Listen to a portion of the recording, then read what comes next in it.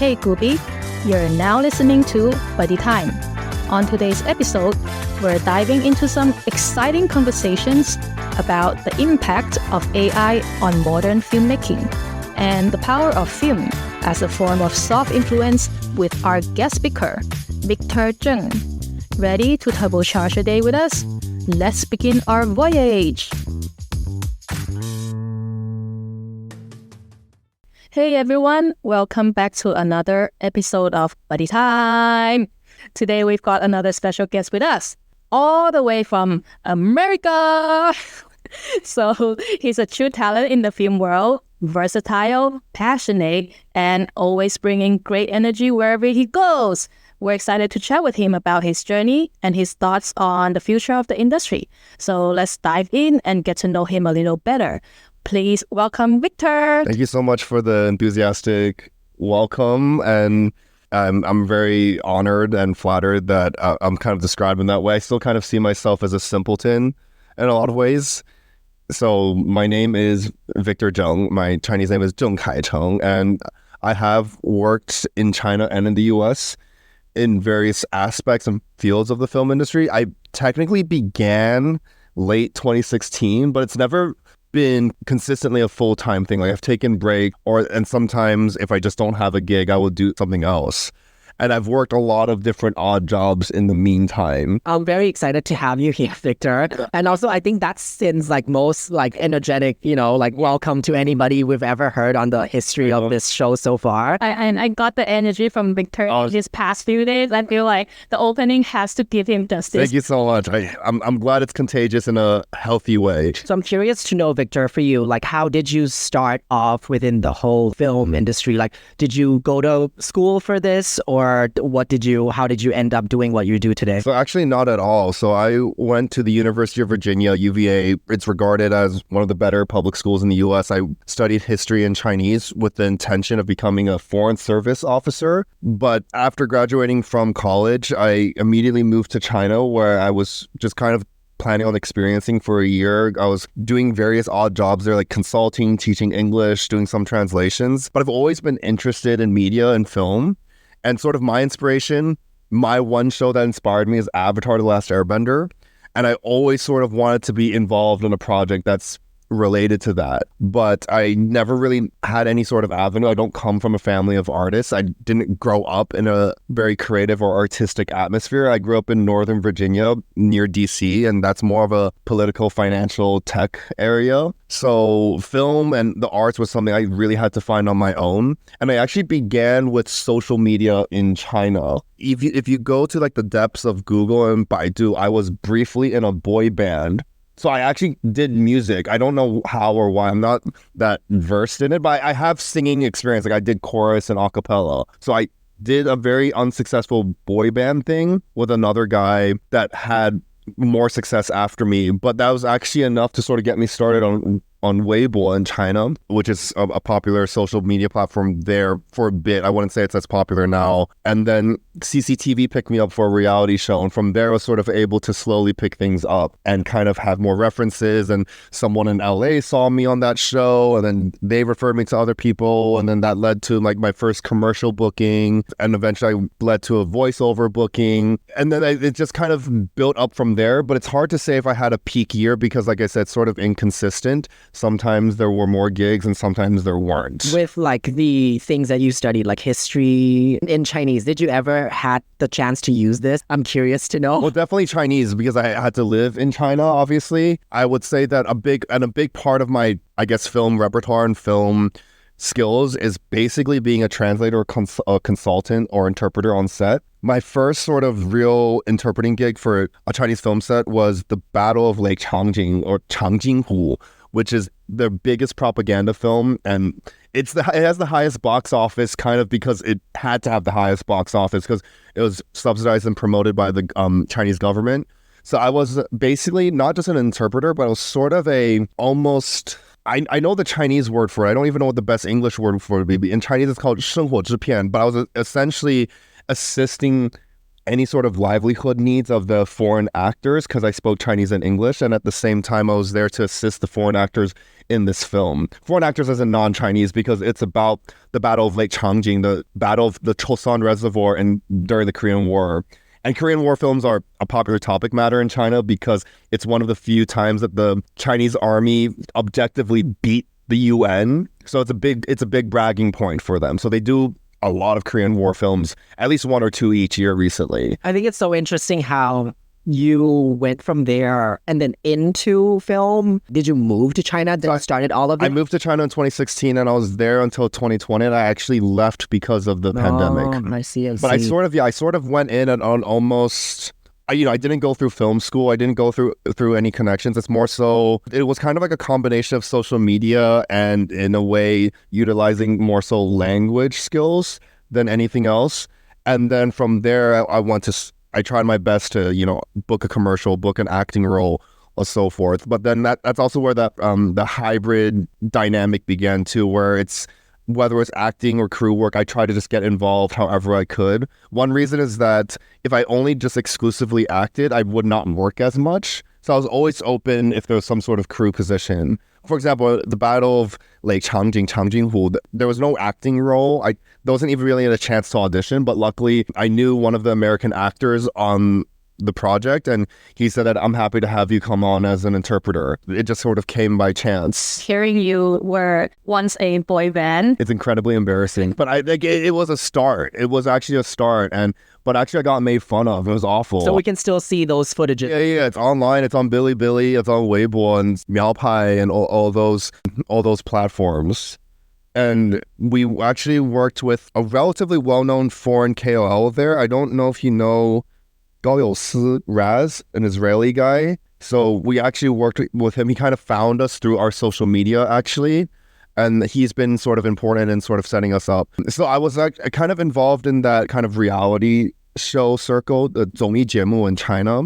And that's a legitimate channel and a legitimate way to, build up a following, get experience. And I've been on reality TV. Off the top of my head, I've done it at least twice. I don't think I did it a third time, at least twice. Because you have so many experience in different roles, like for example, and also country, like in China, in the States, and then you were once in like a music boy band, and then you were also into this reality show, but then you were also into the film production. You are also an actor for film. The crossover is very diverse. Like how do you transition yourself into different roles? I almost sort of treat it as like a comprehensive, holistic approach to film, because I feel like, especially in the arts and in filmmaking, I don't see how you can just do one role and sort of build on that, because I feel like you have to do other roles to learn more about a specific job.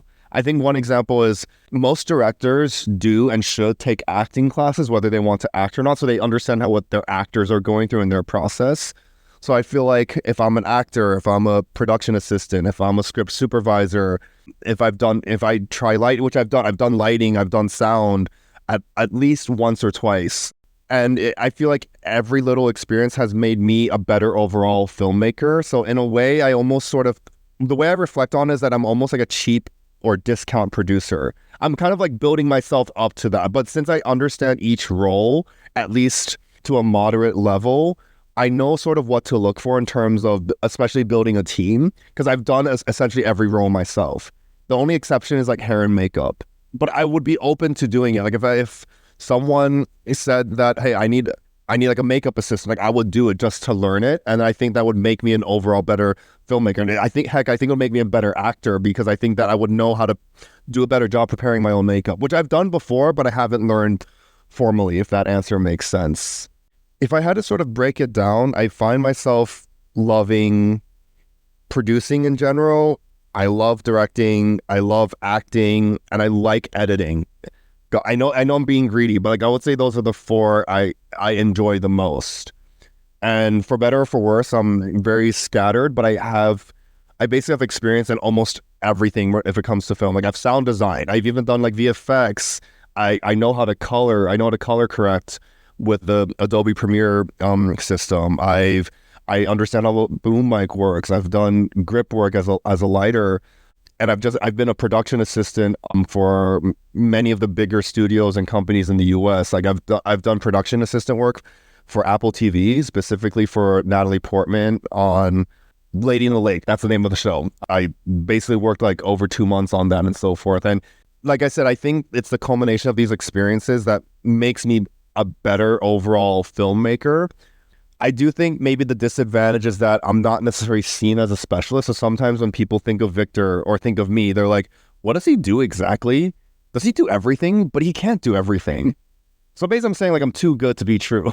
No, but I actually, like, and I think that's sort of something I still struggle with is like, it's kind of picking an identity. Because I don't want to say I'm a producer because I've only produced indie films and low budget stuff.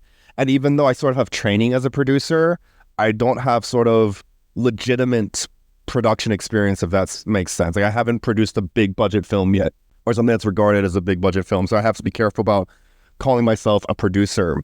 I guess objectively, I like to use the term filmmaker, but that's also very vague because a filmmaker, what does that mean? That could mean director, producer, it could mean actor. It could mean someone that plays with their phone. So honestly, that's something I kind of struggle with. But I tend to use like filmmaker, actor, filmmaker, editor. But it also depends a lot on the job. So would you say that it's important in the industry itself to be clear cut with the position that you label yourself as, or because it seems like there is a slight struggle, right? If we were to go into the industry and then say that we can do a lot of things, which is to me an advantage. Actually, I see it like hearing your experiences that you can do so many things. I actually look up to you so much that you have all these experiences, you know how everything works in the industry. But then by having that, you're saying that the industry itself sort of nitpicks you and be like, well, that's too much, maybe not, because we don't know what expertise you're in. So do you, in your own opinion, do you feel like it's important to have a clear-cut distinction to what you do? I struggle with that answer every day, but what I know in terms of like word on the street plus my own subjective observations is that people often make fun of those filmmakers or artists that kind of, you know, they go to an audition, they'll say, hi, my name is so-and-so. I'm an actor, dancer, singer, Pilates practitioner, and I also act and direct my own films. And by the way, I'm a writer as well. And it could be true, but I think it's overwhelming in a first meeting, even if it's like objectively 100% true. So I kind of struggle with that too. And experienced directors and producers have also suggested to me to be careful about like throwing a lot of hats. Like if I came in and said that, by the way, my name is Victor and I'm a gym bro, I'm a writer, I'm an editor, I'm a dog walker. I also love the Chinese language, but I also love the color. It almost gets too scattered to keep up with, even if it's objectively true. So I sort of see the commercial value of, and this will sound a little bit almost not genuine, but even if you have these other talents and interests, it's almost better, I think, for the sake of at least like a first or second impression, to simplify it. Because I think even for those that understand the full picture, though, they will think it's too good to be true. Like you're not an actor, writer, dancer, singer, Pilates person. Like it's just you're one or the other. And I think the issue is, sadly, is that there are a lot of people that will boast that they can do 6 or 10 different roles, but the truth is they can't. Basically, don't boast in the get-go. Like, just make it clear-cut. Like, if you're applying for this specific role or this specific job, just say that that's what your expertise is, because it is true, right? Because that's what you can do. And then later on, let them discover all the talents that you have, which is true. That's how we also discover you as. We're like, Victor's so vibrant. He knows so many things. It's like, he's amazing. He's awesome. Gym bro. I love this. I love this tag as well. I think because you're also immersed in all these different roles, like you can do all these things and you know all this thing within the film industry itself, and you've worked in China and you're from America itself. I'm wondering, what is your own perception between these two different countries and how they operate in the industry itself? In the US, you have set working hours, and if you go over 8 hours, overtime begins, and you have rules about budgeting, you have rules about how actors should be treated, and there's more avenues to report abuse or report bad behavior. Not that it's a perfect system, but to my knowledge, it's the most mature one in the world. What I'm sort of grateful for when I work in the US is that the schedule's a lot more predictable. And if I know I'm going over 8 hours, I know that I'm at least getting some overtime pay. Overtime pay is barely a concept in China. There's a few exceptions in Hengdian, which is kind of their most official, more high budget films, but those are only just a few exceptions. I just worked on a Chinese horror film in Thailand. Like, even though we're filming in Thailand, it's essentially a Chinese work environment. We had 24-hour days, but I think that's kind of the biggest difference, is that it's the rules, it's regulations, it's the lack of essentially an artist union. When we're in this industry, especially film art industry, right? In my opinion, there's always a lot of rooms to improve, I would say, because first of all, in my opinion, art itself is really subjective. And for a place to be able to come up with a union and to really develop a system to protect this whole industry, it shows how much this place believes in the soft power of this whole, let's say, art or film.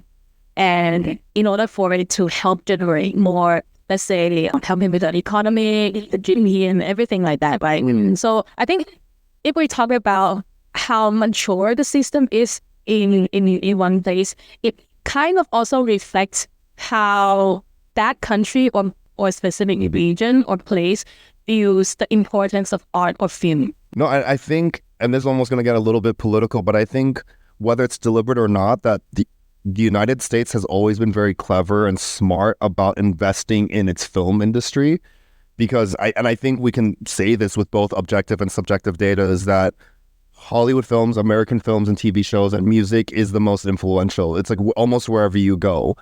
Even in China, like, most people grew up with Friends. Most people listen to American music.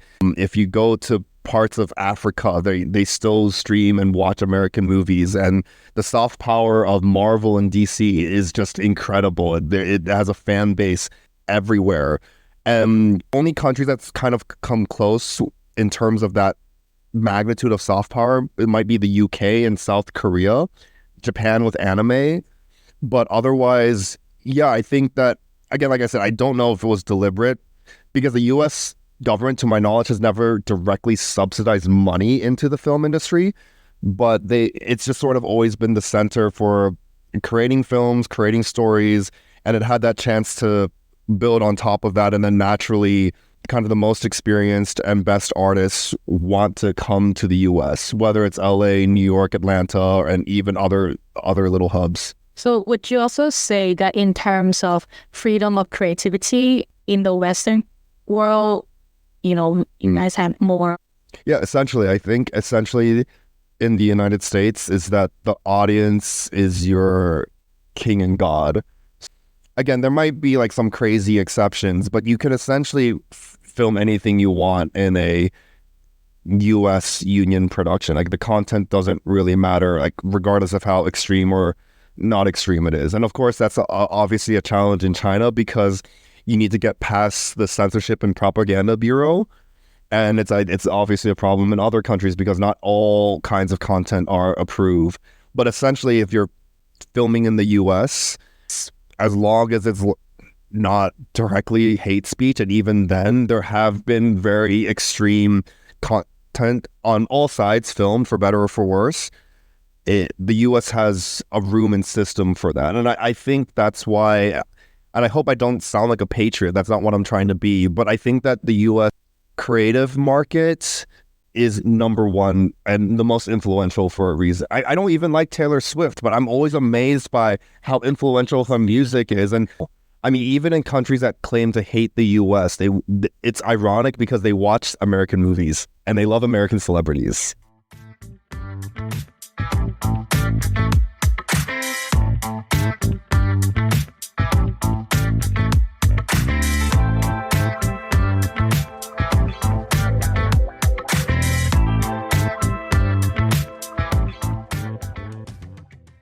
That to me is just shows sometimes the system, the rules of this country doesn't fully reflect on the audience preferences, right? Like, a country can set up rules that benefits the overall of the country by whoever's ruling the country, but then the audiences or the normal, let's say, citizens might have other preferences as well. So maybe that's where the difference comes in. But like with your experience in film in particular, let's say in the US, do you find it difficult for yourself? Because we all know it has always been an issue by Asians being in, the Western country, more or less, where we'll still be experiencing some kind of racism or privilege stuff. Like how was your journey like, especially in the film industry? Particularly in the film industry, there's definitely limitations. I think that I am still sort of able to use my identity and just the way I look as a way to go for specific projects and roles. Because, there are projects or commercials where they say they need an Asian face or they need a Chinese speaker. So, of course, that's a minor advantage in that direction. I mean, in terms of the big direction, though, are there a lot of roles written for Asian male leads? No, not really. But what I have seen is that they look for more background actors that are Asian, which is it's a small step in the right direction. It's a small victory because it at least creates a room and a space and opportunity to get onto a set as a background character, as a non-speaking role. At least what I've seen personally is that more commercials and more shows are open to the idea of using Asian faces. And I was discussing this actually recently with several Asian American artist friends, is that we still sort of deal with this difficult space or difficult dynamic of we're a minority in the US, but in a way we're also a minority if we go back to Asia. Chinese American actors don't have any sort of advantage working in China. And in some ways, there's some disadvantages because of the political sensitivities. And if your Chinese is not perfect or close to perfect, you would generally not be considered for acting roles in China. And I actually got this question from a Chinese American female friend recently. She was asking me, should I go back to China? Maybe I'll have a better shot there because, everyone there auditioning are auditioning for Chinese looking roles and so forth. But I think there's two challenges. One is that the Chinese market is so competitive, extremely competitive.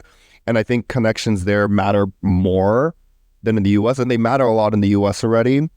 And then three, there's the political sensitivity. I have to sort of be careful about my Chinese American identity in China, especially given where politics are heading, is that I think Chinese productions are a bit conscious of utilizing foreign talent, even if they're ethnically Chinese. Now I'm very curious because do you perhaps not really talk about your identity as a Chinese American when you're in China and working? Not as much. Like I said, I have some lucky exceptions. One exception is this project we just wrapped on in China, but that's because I was going for a crew position. Talking to the producers, I just called myself a dialogue coach and translator because that's the role I was going for this particular production. I didn't bother telling them that I can do all these other things. So in that case, the fact that I can establish in a credible way that English is my native language is helpful for that particular role. But otherwise... Did they ask you, like, are you American? A little bit. They had some questions. And that goes into a whole different topic about how China's an ethnocentric state and how they sort of take your ethnicity and tie that to your identity. That's a whole different and interesting topic in itself. I've gotten that before where some Chinese people don't believe I can speak English.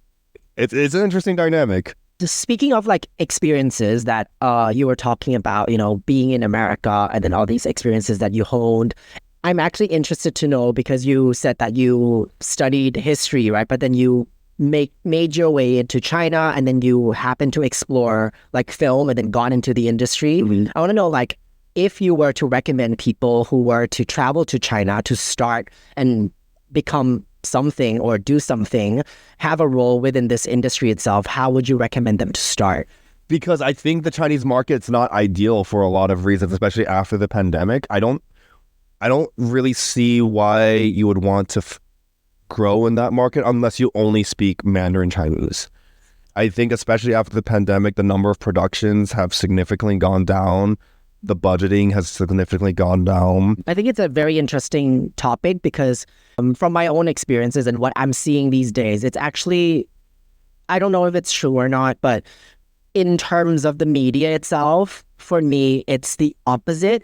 I feel like China has become a little bit more open to the foreign countries to do things with them. So let's say like TikTok, like we see a lot of contents there where there's a lot of foreigners, whether they're like, from the West or from the East themselves, that's not from China. They would visit China and then they would make a lot of contents out of it. And then I'm seeing a lot of like Westerners who are trying to learn a lot of Chinese because they want to break through and enter the Chinese market and make a name for themselves in the entertainment industry. So that's where the question came from. Like, I wanted to see from someone who's within the industry themselves, who come from China, does that reflect what I'm seeing, who's a person who's living in Thailand? I don't know anything about the industry in China.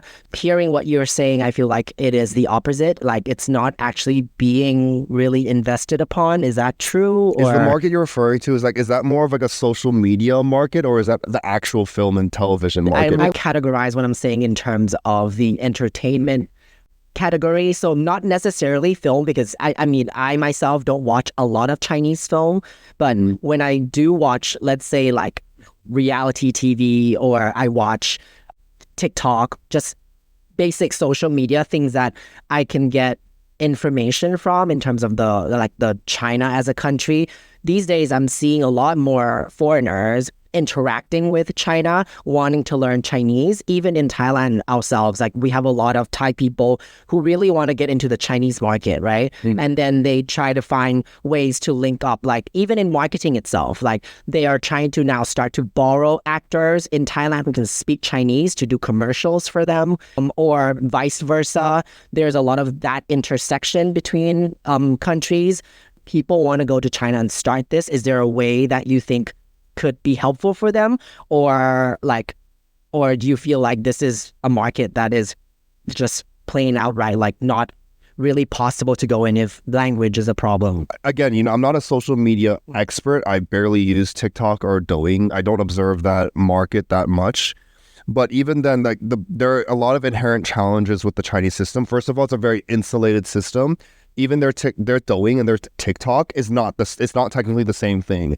Like if we post a video on TikTok, it cannot be viewed on Chinese Douyin. We would need Chinese Douyin, and you would need to use that platform specifically to be seen by a Chinese audience. And I think that people sort of overestimate the amount of crossover there is, because the crackdown of VPNs is more and more serious.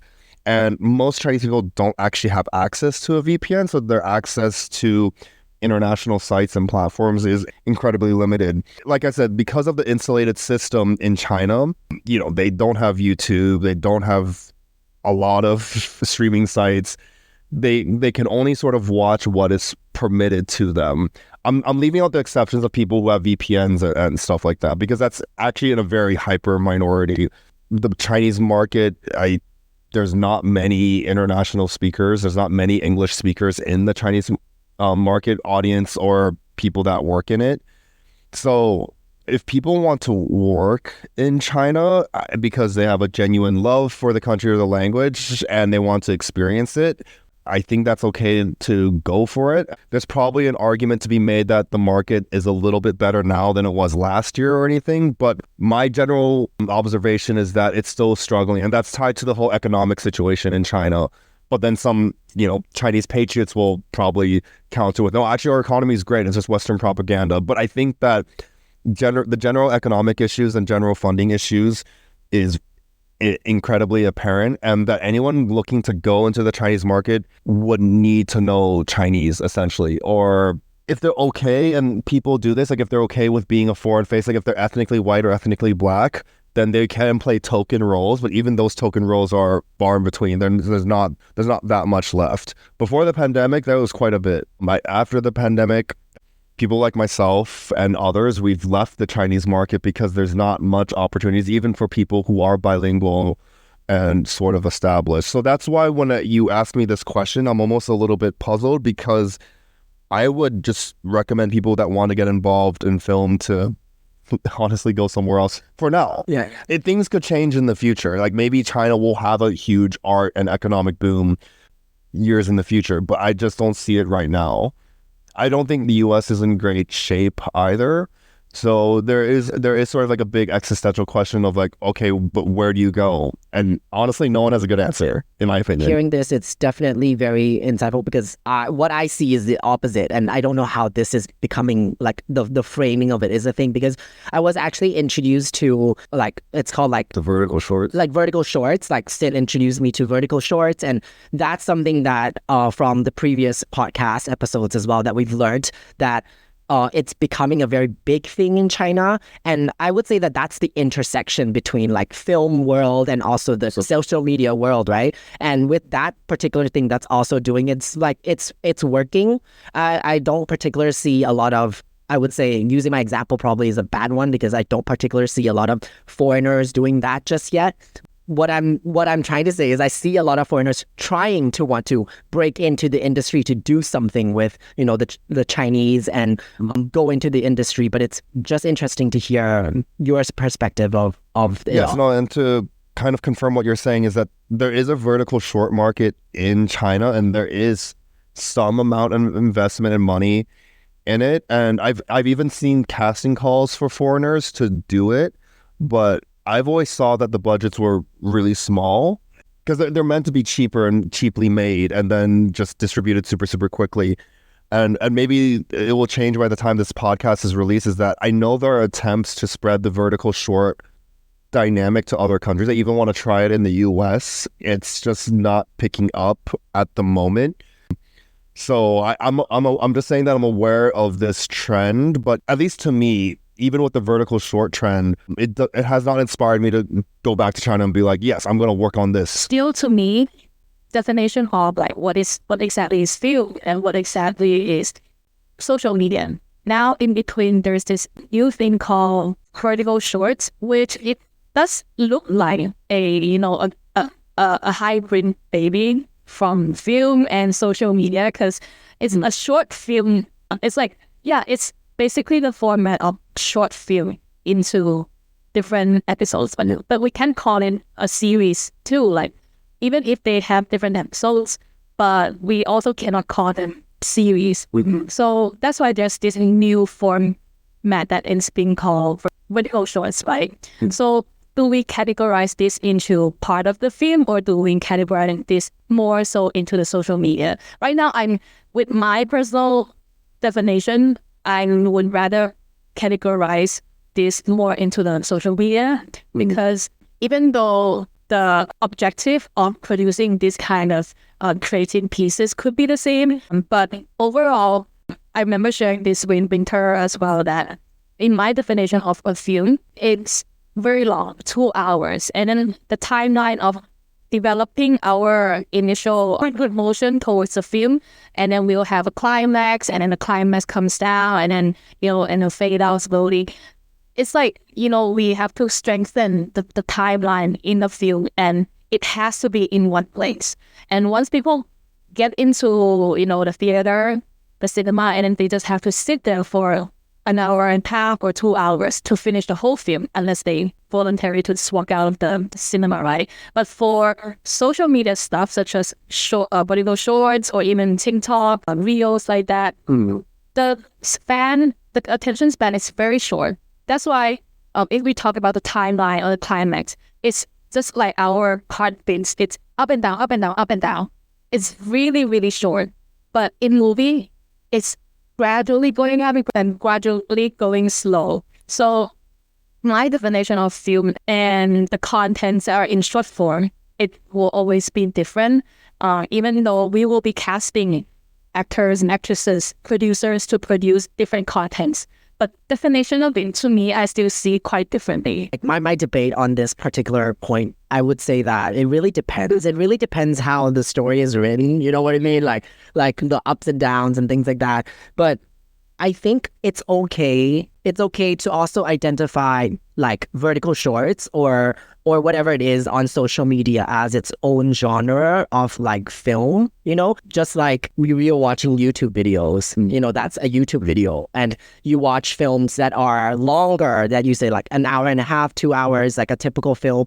then that could just be a typical like film that you go watch in a cinema. And there's also short films, right? Like in an hour duration. So to me, that's also film. So they're all categorized in different ways. It doesn't matter. Technically, if we put vertical shorts all together and view it in a cinema, would that become a film to you, or it still would be some like a social media film, you know? So to me, I just feel like it's okay to categorize them in several different formats and several different genres. But this makes me think as well. I think it's a very interesting like angle that we're discussing, because there very obviously, I would say, technology has become such a big deal in our day and age, right? Like with the introduction to like social media now being such a big thing, it has influenced film to change in so many ways. And I think we also mentioned this in one of our previous episodes with Joey, right? That even in writing, people who are sort of watching films and they're watching something, their attention span is getting a lot shorter, and you have to like hook the audience in a lot faster. And this, I would say, that has some relation probably maybe with like the social media and the involvement of like technology and all these things. So Victor, being someone who's like working in this industry itself, do you feel like technology has had a big effect on how film is produced these days? What I've heard, I don't know if this is completely true. What I've heard is that even for the traditional movies and TV shows, they try to shoot it in ways where it can be converted to a vertical format, so that people can watch it in a real format or watch it on TikTok or Instagram Reels and so forth. When you say technology, do you mean literally like the equipment used on set, or do you mean social media? Yeah, great question. I would say that like both, because like these days we watch like Avatar, like not the Last Airbender, like the blue alien. Can't remember. Yeah.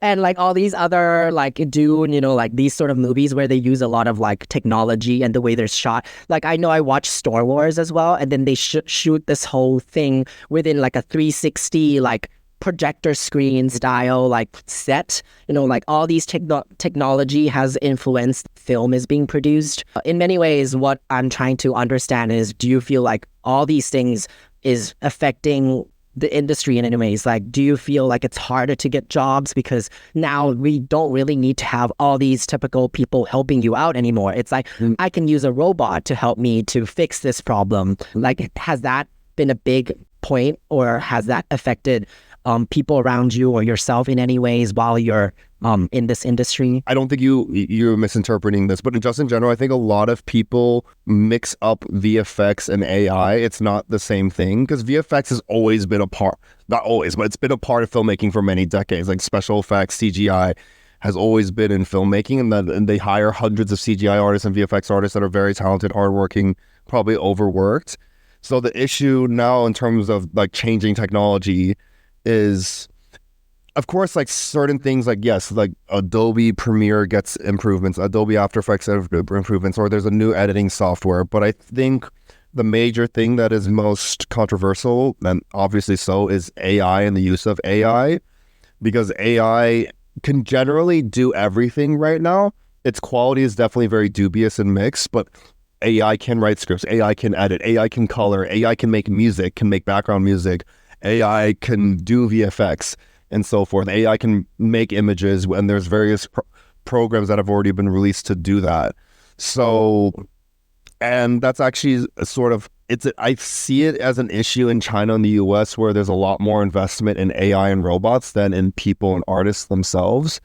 And it's just a issue of budgeting and capitalism, because ultimately, even though we want to believe in this ideal, genuine idea of, you know, supporting each other and supporting the human heart and human art, but, you know, if you go to a CEO or producer and say, I can cut costs by $1 million or $10 million or even $100 million by implementing these AI systems, they seem to always like prefer that.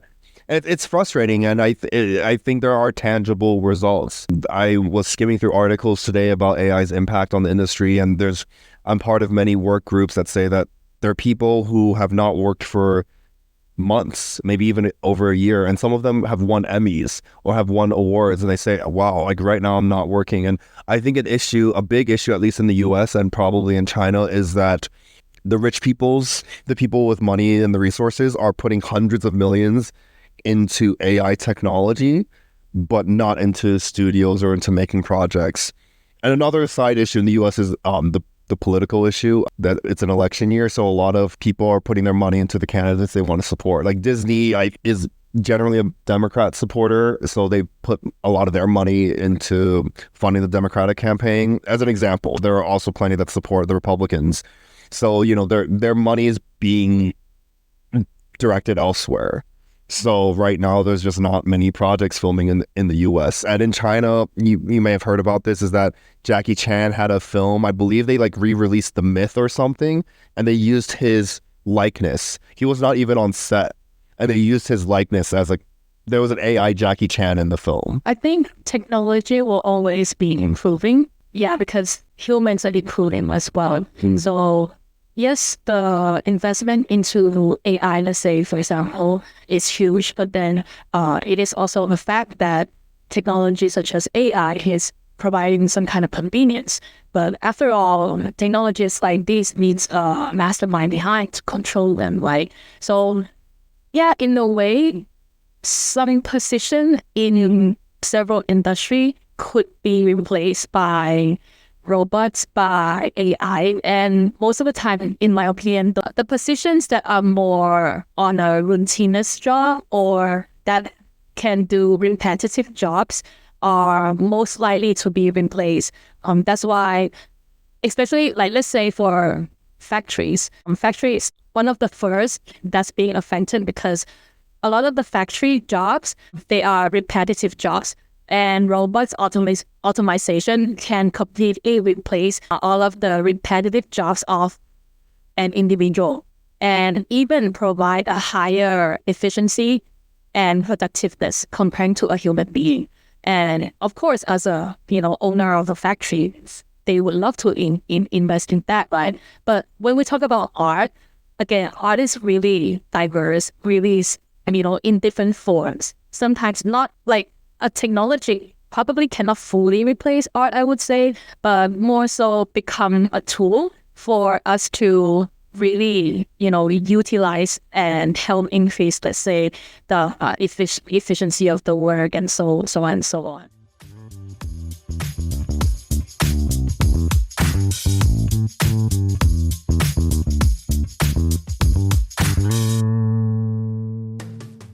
But after all, I want to dive into another topic, which is soft power. Because we've talked about film, we've talked about social media contents. All of this to me are soft powers. And I believe, especially in the US and South Korea, they, in my opinion, they are very smart about how to utilize soft power. And there will always be investment going into soft power because for those who understand how to utilize soft power, they can actually create some impact and allow some hidden agenda to be achieved.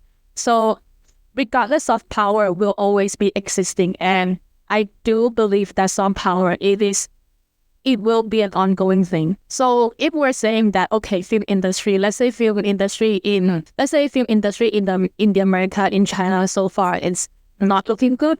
And social media seems to be becoming more important. But after all, if we categorize all of this as soft power, how do you think soft power will bring out the importance of a industry? For example, film industry in soft power can have more effectiveness in influencing people, in impacting people's mindset, beliefs, or in social media these days, it's more effective. I mean, I think there's a lot of things you can do with soft power, and I think that the United States specifically has basically used soft power, probably both deliberately and not deliberately, to basically promote its values. And even in countries that don't like the U.S., their films essentially promote that freedom of thought, democracy. They always sort of hint that sort of the better system. And it's so, if we get into maybe deep-rooted political theories, I mean, the U.S. is probably doing that to strengthen its credibility with its allies and then kind of to confuse its enemies. I mean, I think that's why North Korea is specifically an obvious example of not wanting to be exposed to South Korean or China American media. I mean, even in China, they're limiting the amount of foreign media into China.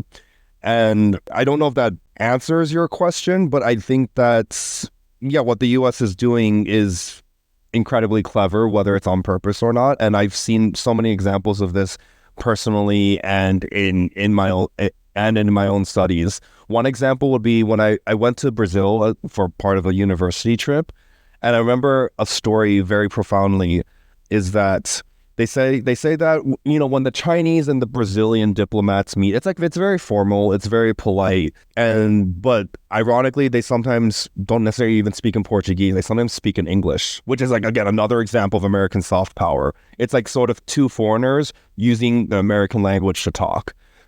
And then when the American diplomats meet with the Brazilian diplomats, they play Miley Cyrus, they dance to American music, they talk about American films and so forth. So I think that it just sort of, maybe this is a privilege that I have sort of, is that just kind of being rooted in American culture is that even if people don't necessarily speak English, they've been exposed to American soft power. So I have a connecting point with a lot of people, even in Thailand as an example, or even in Brazil. But then how many people outside of China have seen the Battle of Lake Changjin? I can't talk about how the People's Volunteer Army kicked the American Marines' asses. That story outside of China is not very popular. Mm-hmm. But I mean, we have countless examples of American shows and American TV shows and movies that have just left an incredibly deep impression on people's hearts and minds. Thailand is actually also promoting Thailand's soft power. In my understanding, it has become one of the main agendas too for the current government to really push soft power. So I've heard that they have budgets to invest into films in particular to promote Thailand's soft power. And that shows, how important it is for, let's say, a country to promote their traditions, their beliefs, but the ultimate goal is to increase the economy, the GDP, using film. Because film this day, even though, everyone's been saying, the industry is, getting bad and the investment is still so high, it's being impacted by a lot of technology like AI, but the existence of film, to me, is irreplaceable. Social media itself, yes, it's great. It provides another quick method for people to have entertainment. But after all, the power of film is still very different compared to all of those. And the fact that we still have different festivals all around the world, for example, Cannes Film Festival, Venice, London, all of those film festivals, and Japan as well, Busan Film Festival. Like one of our previous interns, she's now in an exchange in Korea. She even attended Busan Film Festival herself. So what I'm trying to say is, looks like, the industry overall, it's quite, I would say, not as great as before, but even for Thailand, a smaller country comparing to America, comparing to China, they are starting to invest more into soft power, in particular, developing films to promote the country. To me, films still have that effect, a powerful effect in impacting people's beliefs, mindset, and also promoting in a very different way. And maybe to bring this film into the European market, through all of these different festivals too. And even, let's say, after a film is being distributed to different cinemas around the world, and what's after that? We would tend to also bring the film into, continue the profit by putting the film onto different streaming platforms, right? Netflix, HBO, China iQIYI, all of these streaming platforms, it becomes another business model for the film market to continue making money, to provide another platform for the global audiences to continue to, have this kind of entertainment.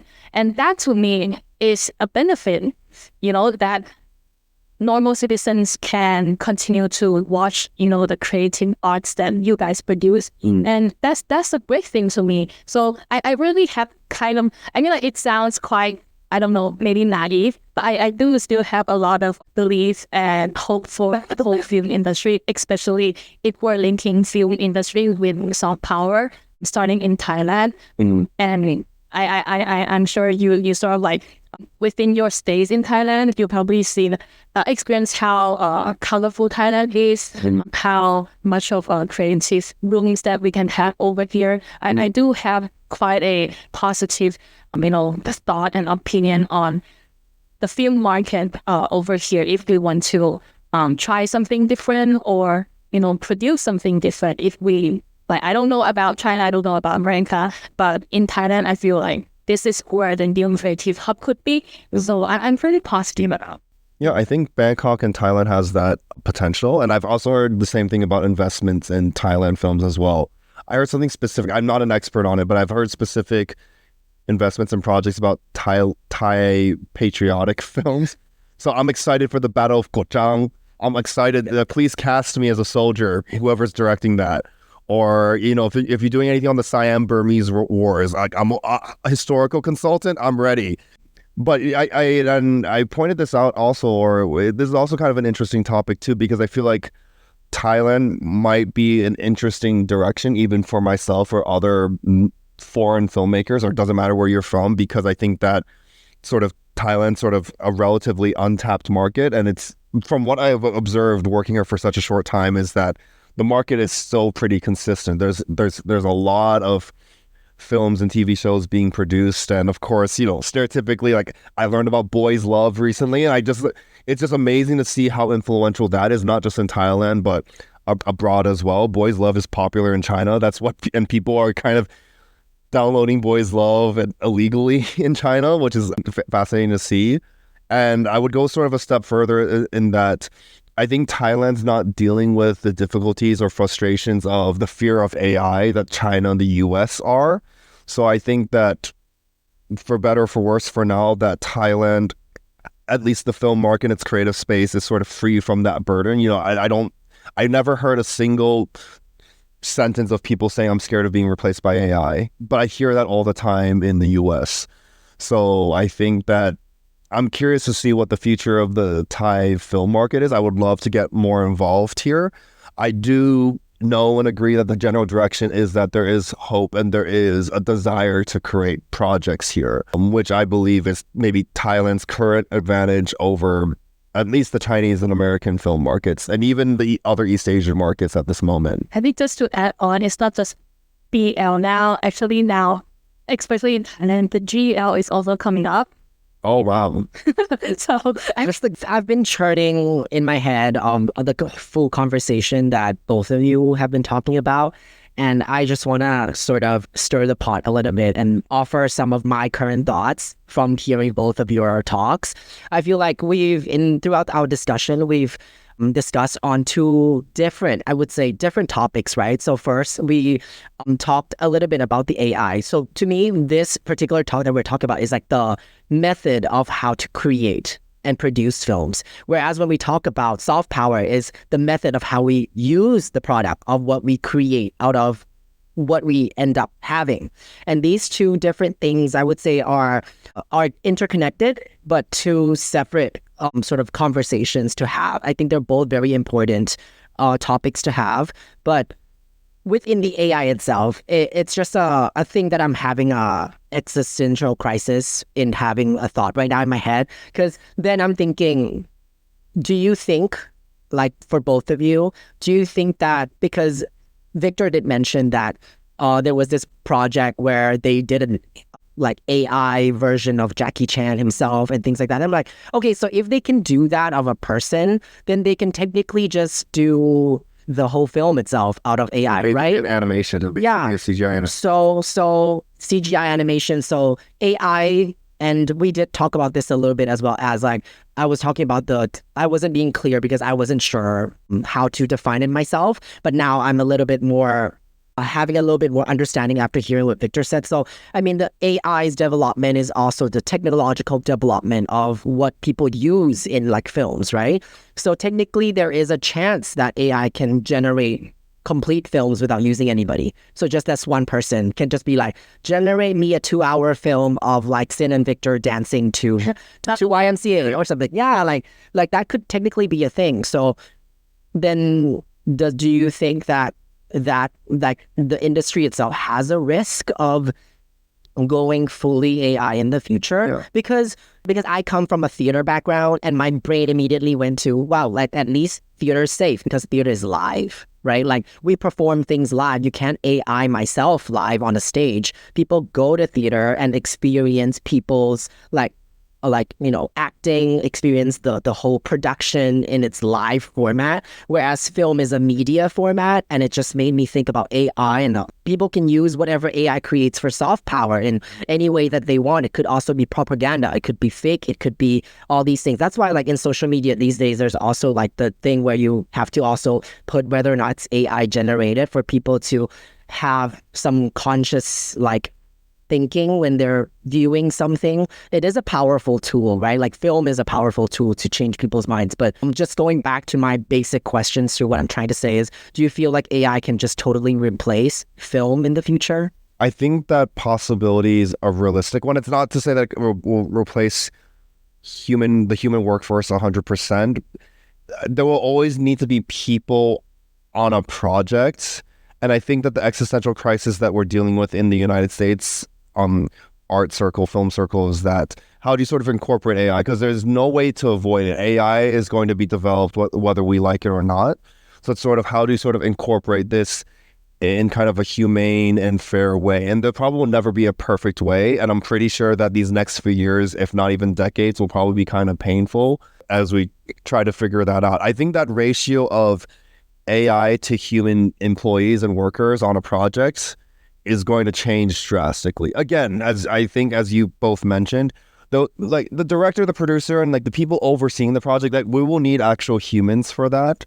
But eventually, it's just minimizing the amount of people needed to work on a project, which ultimately saves on the budget because you don't need to pay insurance and food and a regular salary to an AI. You just need to pay for whatever generative farm or data farm it needs and so forth. So that's the big issue and big scare. Of course, it's not to say that the sky is falling. And again, AI maybe we will optimistically maybe the producers and investors will abandon this AI phase. I don't think they will. I think they're very adamant on making it happen because they know once they kind of figure out or get AI good enough, they can cut a significant amount of the human workforce, and that just will make the projects and artistic projects cheaper and easier. As you said, if you can just put in a few keywords and literally make a movie out of that, and you just have to make a few small edits, that will cut costs tremendously. And actually, I would say that it's already happening. Like the replacement is already happening, not to an extremely exaggerated scale, but studios such as A24, which is seen as one of the better ones, has already used AI for graphic design and posters. And Marvel has used AI for the opening of The Secret Invasion. I haven't seen that show with Emilia Clarke. The opening was done by AI. And the issue more so is that AI is here to stay. It's sort of how to use regulations, and do these regulations even make a difference? Because it's sort of like, because, it gets into the question like, how do you enforce that? How do you enforce people to use AI in a humane way? Because it's hard to use things in a humane way if it's just so much cheaper to not do it the humane way. Right now, I would rather, just my personal opinion, I would rather put AI in the same basket of VFX. So because I'm trying to think, right, like how can we help? Because we definitely will still need AI, like you said. People are adamant to make it even better. So obviously it's not going to be bad, right? So if this thing has to exist, how can we coexist with each other while still, trying to protect the whole industry? Currently, my thought is, what if AI becomes similar thing to like a VFX. And let's say we're going to produce a film, and this film will be going into some kind of festival. So in festival, we categorize film into animation, into different categories, right? What if in the future there's a new category such as full human category? And then there's a category of animation, and then there's a category of like full AI generated category. Then will that work? Will that help categorize? Okay, I will want to produce a film that's with AI generated, but if a part of my film, like the opening, is only generated by an AI, should I consider it to be like a VFX? Because my actor and actresses are still human, like real human. Like, so that I can categorize as using AI as a special effect, but it's a real human base. It's just a hybrid human AI production at that point, I think. Yeah. Actually, shortly before this, because I wanted to sort of come a little bit prepared, is that I saw that AI companies are offering funding for people willing to use AI in their films. I'm even looking to I want to see if I can apply for that. But I want to see what is used and if it's credible. But I heard the offering from a few $1,000s to even $1 million. And I mean, if an AI company or if NVIDIA said, use our AI program and I'll give you $1 million, I'll take it. But at the same time, I think the challenge or responsibility on me or whoever takes it will need to find a way to use it humanely and fairly. And also the risk is that there might be or probably will be a lot of backlash. That's sort of another piece of evidence on the direction of I think the companies are very committed to making AI happening to the point that they're willing to give starving artists a lot of money. And I might take the bait. I'm curious to know the kind of AI technology that particularly in this company that you mentioned about, the kind of AI technology that they are trying to develop. A green screen. No, it's not. It's not that, because VFX is that. It's like you have a green screen and then you have a human artist kind of painting in a fireball or painting in blood effects or painting in a whole different setting. But I think AI just literally does all of that. It just kind of auto generates it. And then a person can make tiny edits or changes on top of that. I'm still trying to do research on the specifics, but I think my understanding is that AI, like the AI technology they're providing is already sort of specified to different roles. Like you can have AI actors, you can have sort of scenes completely created by an AI. And it's essentially like a very detailed animation that looks photorealistic. And like, even if I don't personally agree with it, like if this is the direction that at least the American film market wants to go, I have to make my adjustments. And again, it's just, I'm more thinking of a hypothetical, like, because I'm a low budget producer and filmmaker. Is that, I mean, if there are AI tools where it makes doing special effects easier and cheaper, I would utilize it. Or if there were tools that made sound design or coloring easier, I would definitely use it. Or if I could just put in a few words. And here's a very technical example, is that especially after you shoot a film and like you're in the editing room, you have hundreds of files of video files. If this technology exists, I would use it, where if I could just put in a few words and say, I want this movie to be sequenced this way, so they put everything on my editing timeline, I'd love that. It'd save me a lot of time, and I just do the final tweaks. So it's just sort of, there's definitely ways to embrace AI, and that AI and this sort of technology should be handled and taken. I just think the sad thing is that a lot of people will lose their jobs and livelihood, and the adjustment process is going to be painful. With that, I actually have another quite interesting question that comes up in my mind for all of us, with how you just described the convenience of AI, right? Do you think creativity is still needed in the future then? I think creativity, this definition is so subjective that it will always exist based on someone's definition. It's just changing. The dynamic is just changing. I think at this point, it's sort of whoever learns the AI tools better will have more of an advantage. And that's where I need to do more research, because I don't know the AI tools that well. So that's sort of where I need to look it up more and understand it more. So I think that's a transition that I have to kind of accept, no matter if I approve of it or not, because especially if the big boys and big companies, the big boys and girls, I guess, if that's where they're throwing all their money, I just sort of have to follow that. Because if I'm sort of stuck in my stubborn humanistic ways, you can't really commercialize that. Unfortunate to say is that as much as I would love to work with a huge cast and crew, yeah, that like making films and art projects is incredibly expensive, even if you're on a relatively low budget. You got a lot of people to feed, you got a lot of people to take care of.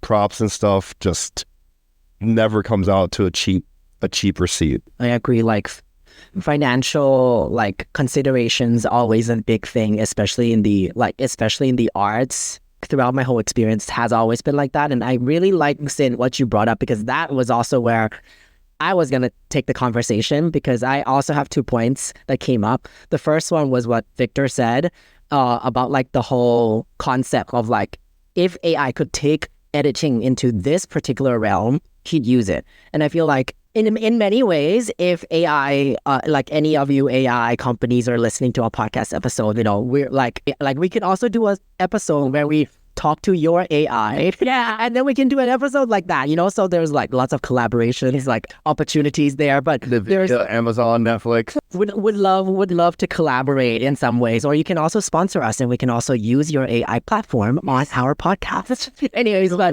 grant. yes, yeah. But so first of all, like we're talking about like the AI funding thing, and I think that in many ways, what I want to get down to, and after hearing both of you talk, it really is about what Sin brought up. My answer to that would be, I actually don't think that AI can ever replace humans in a way that we can create all these things. Because when I think about it, at the end of the day, our industry, you know, when we talk about films, when we talk about theater, when we talk about creative entertainment industry, when we boil it down, it is the creative industry, and we create things that are creative, right? Yeah. So, like, to me, when I was thinking about this, I feel like the people who should fear AI the most are actually those that are not in the creative industry. Because, like, I was thinking about Sin's example of like factory, you know, people, and also like people who work in the office, maybe like even in the financial, you know, business where you do all the calculations and you all do the predictions of like stock market growth and things like that. I feel like AI is better suited for these sort of, I could be wrong, but I feel like AI could be more suited for this sort of collaboration, like calibration or something like that, you know, like predicting all these things. But how can AI really predict like emotion? You know what I'm trying to say? Like human emotion, like what it is that we want to create in terms of creatively. All these things, I feel like the builders of the AIs have to have this sort of creativity in order to build the AI. So, okay, now I'm having another question in my head, which is, can AI surpass our own human creativity? That's also another question that comes into mind. But I feel like these questions are so deep. It's such a deep conversation that we could have. It should be placed in different episodes. But I also really feel like both of you bring up such great points that made me really have this whole conversation inside my own head. So now I'm like, what the heck? Like, it's so mind-boggling. I think it's both really, really interesting in terms of like the usage of AI. But to boil it down, I feel like whatever it is, I agree with Victor that we should, no matter what, try to use AI in a sensible way. If it is like more convenient to your lives, then why not? Like we can use it in the things that we can do. And I feel like AI can really improve the well-being of whether or not we do like arts, creative work, or it's in like the financial or, you know, business, more economic like style platforms. I think AI can be a very useful tool. It really depends on how you use these AIs. I feel like I want to bring our conversation away from this really deep topic that we're having and into a little wrap-up session now. I want to ask Victor, because you're a person who really is immersed in the film industry and you do so many great things in film, where or how do you see yourself moving forward into the future? Do you feel like you'd like to be a producer? Do you feel like you want to be a director? Or do you feel like you'd like to do everything? Did you have a direction in terms of like where do you like to take your own career? I think my naive answer is that I just love being a part of the process. So wherever I can be helpful, whether it's as a crew member, as an actor, or someone in post-production, or someone that does everything, I'm just happy to sort of be helpful while still making a living. I think that's sort of my ideal, or that's a situation I'd be very happy with and satisfied with.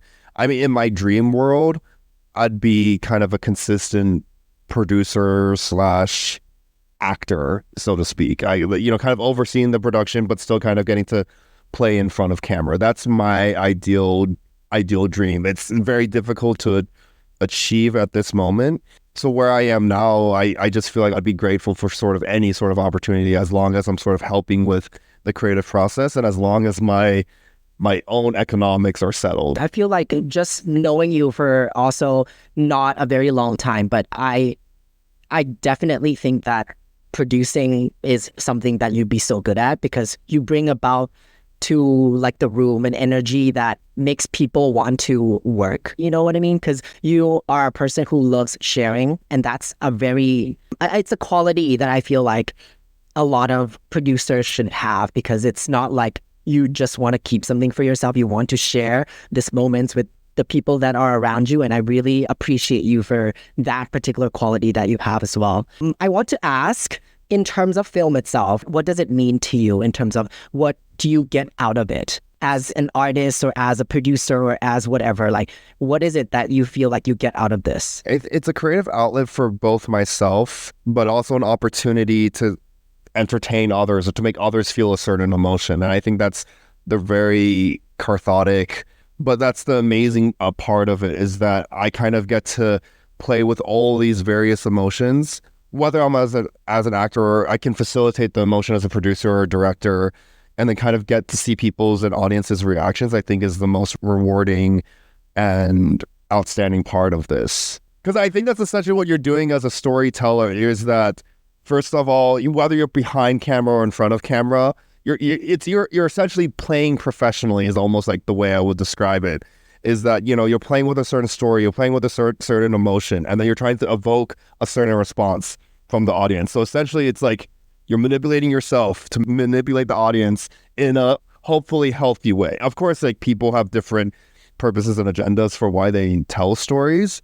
So I think kind of getting to do that, whether it's in a soft power way or if it's just in a commercial kind of popcorn flick way, that's just the fun of it. Like, whether my goal is to make you laugh or to make you smile or to make you cry or to make you hate a certain country or to love a certain country, I think that in itself is the most captivating and attractive part of this whole process. And of course, ideally is that I want to be able to utilize this in a healthy way.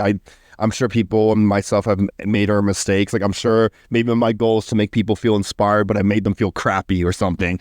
And as I said, I think soft power has tangible results. It can definitely fan certain emotions, especially on a wide scale, and for both better and for worse. Whether or not you're in producer role, an actor role, even just a light man, you really enjoy contributing to the whole art itself. So with that passion that you have, it will definitely be a driving force for you to keep working towards your dream goal, which is becoming a successful producer / actor, right? So thank you so much for sharing your thoughts with us, insights, stories. Yeah, no, thank you for having me on this, and it's always a pleasure. Hope we can do more of this. If you move to Thailand, I know, and it's the place to be. It really is. I think whether it's a refuge or a new hub, I think Thailand and Bangkok is one of the hubs now. I'm convinced. Thank you. It's just true. It's true.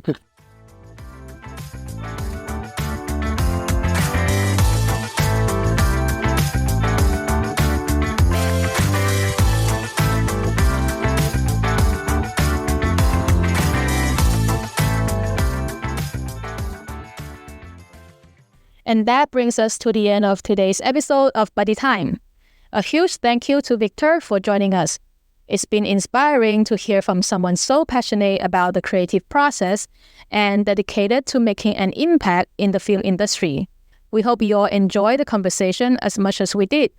Make sure to stay tuned for our next episode, where we'll be bringing you even more great stories and insights. And don't forget to follow us on social media for more updates at MeGoodieTH on Instagram. Thanks for listening. See you next time.